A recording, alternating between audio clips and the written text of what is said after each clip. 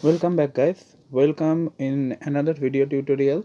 So in this video tutorial we will going to talk about the Km.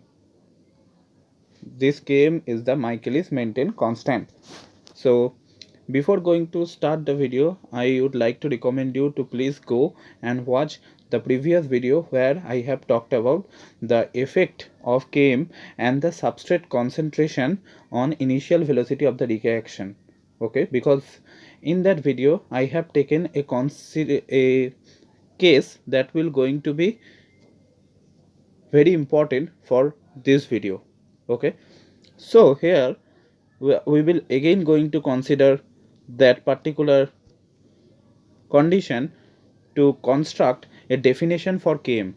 Okay, first of all, the Michaelis Menten equation is this one, that is V0 is equal to Vmax into S Km plus S.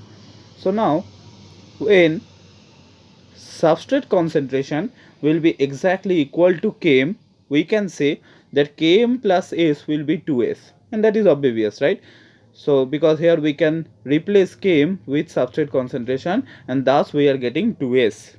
Okay, now by solving the entire equation we will end up with V0 is equal to half Vmax.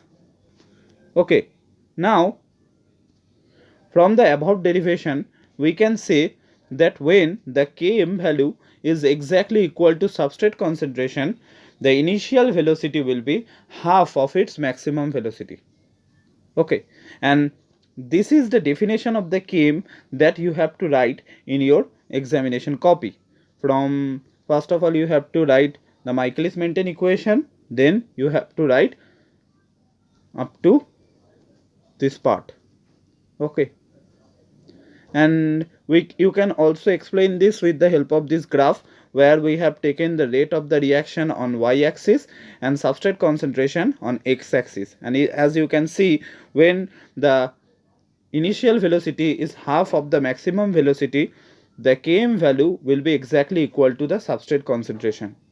Okay, so now we will going to talk about the significance of the Km, but before that, two important point that Km value differs for every enzyme, and in most of the cases the Km value is in between 10 to the power minus 1 and 10 to the power minus 6.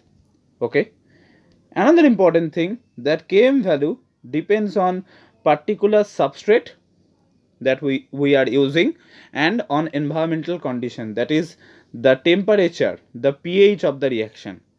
Okay, now Km value signifies two important meaning. Okay, first of all, we have just learned that Km value will be exactly equal to the substrate concentration when the initial velocity is half of its maximum velocity. Okay, and remember, the initial velocity will be half of its maximum velocity only when the half of the active site of the enzyme are filled. Okay, again I am repeating, when Km value will be exactly equal to its substrate concentration, we are considering initial velocity will be half of its maximum velocity, and it is only possible when the half of the active side of the enzyme will be fulfilled. Under such circumstances only the initial velocity will be half of its maximum velocity. Okay, so for any kind of enzymatic reaction, if you know about the substrate concentration and you have the value of Km, then you can easily calculate the fraction of the active site filled with the help of this formula. Okay, and here the F in prefix es, it is the fraction of the site filled, so this formula you can use. Although until now I have not seen any kind of question from any kind of mathematical question from this formula. Okay, but for whenever in your university exam they can ask that what are the significance of the Km value, so you have to write that Km can tell us about the fraction of the site filled. Okay, and second important thing is Km value is related to each of the rate constant present on the catalytic scheme. That means it related with the K1, it is related with the K2, it is related with the K minus 1. And we already know that, because when we have derived the Michaelis-Menten equation, we have also told about this formula, that is Km is equal to K minus 1 plus K2 by K1. Okay. Now here, if we consider the K minus 1 is much greater than K2, then we will end up with this thing, that is Km will be equal to K minus 1 by K1. Okay, and this is the dissociation constant of the EX complex. Okay, now we will going to prove that yes, Km is the dissociation constant of ES complex. Okay, when we are taking this condition. So what this condition signifies? This condition tells us that the dissociation of the ES complex is more rapid than the formation of P and the generation of E. Okay, so for proving this, we will going to use the reversible part of our reaction, that is enzyme plus substrate is equal to enzyme substrate complex. So here the forward reaction rate is this one and the backward reaction rate is this one. Now at equilibrium, if we going to equalize this one, then upon solving the equation we can bring K minus 1 by K1, that is this part. Okay, and as we have also considered the situation K minus 1 much greater than K2, and that is why we are considering K2 as a negligible term, then we can conclude that dissociation constant is equal to the Km. Okay, so although the proof is not important, they will never ask you to prove that Km value is equal to the dissociation constant or KES, but the interpretation of this formula or of this proof is very important.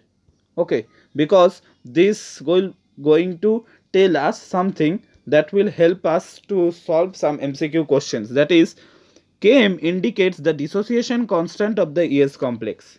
Okay, and by indicating this, Km can also tell us about the strength of the ES complex, that is very important. Okay, and there is a inverse relationship, that means Km indicates the strength of the ES complex, and if the Km value is high, remember the binding of enzyme and substrate will be weak. Okay, and if the Km value is low, the binding of enzyme and substrate will be high. Okay, and you can easily guess this because as Km is signifying the dissociation constant of the ES complex, that means Km, if Km will increase, the dissociation constant of the ES complex will increase, and that will facilitate dissociation of the ES, and that can only be possible when the binding between enzyme and substrate is weak. Clear?